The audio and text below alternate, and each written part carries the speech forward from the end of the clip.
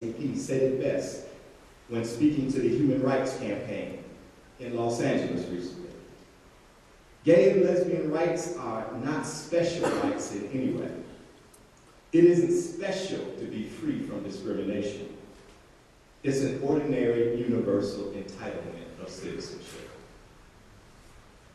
So here is where courageous LGBT activists can and are carving out their own distinct narrative of American civil rights history and activity. They have, and there is this opportunity, as African Americans of all sexual orientations were forced to confront the racial color line in America, to demonstrate the many ways that members of the community are being denied the privileges of citizenships that are readily afforded to heterosexual citizens. State constitutional amendments like Proposition 8, outlawing same-sex marriage, employ state power and majority opinion to take away privileges heterosexuals regularly take for granted. The American Constitution is intended to protect the rights of individuals, not prohibit them. And by placing heterosexist boundaries around marriage, committed same-sex couples are denied vital material benefits, whether they be health care, property claims, and a range of other rights that the U.S. government provides to legally married couples like myself. Now, to be sure, like Heather White, I am a religious studies scholar. And I realize that some may dispute the assertions that I'm making with a theological claim that marriage is intended for a man and a woman according to religious principle, or even some sort of cosmogonic commitment as to how God created humanity. This is fine, but it's irrelevant.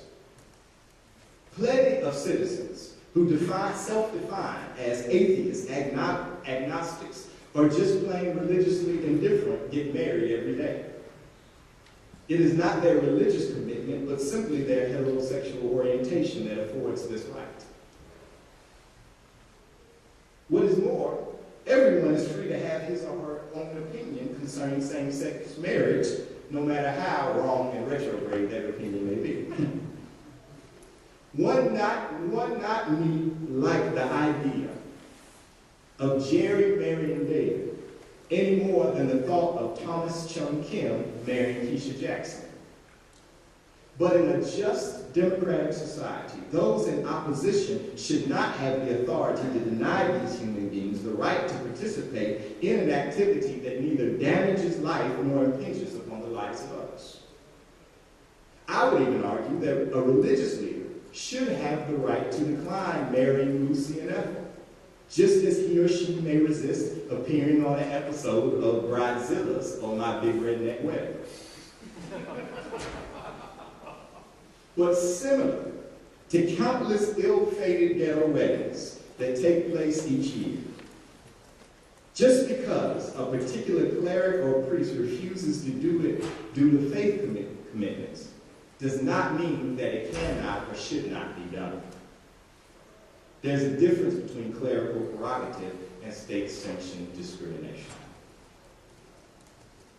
So in sum, for me, the issue of civil rights and the LGBT community cannot be reduced to either race or religion.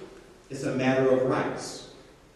Charles Cobb, an African-American journalist and author, who served as the field secretary for the Student Nonviolent Coordinating Committee,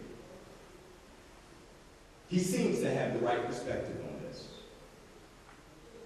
While promoting his book, On the Road to Freedom, a guided tour of the Civil Rights Trail, he offered this thoughtful opinion. Gay marriage should be treated as other civil rights. And he says not all civil rights are racial. We have to understand that. And I would add to Mr. Cobb that just because they aren't racial does not mean that they are not right. Thank you.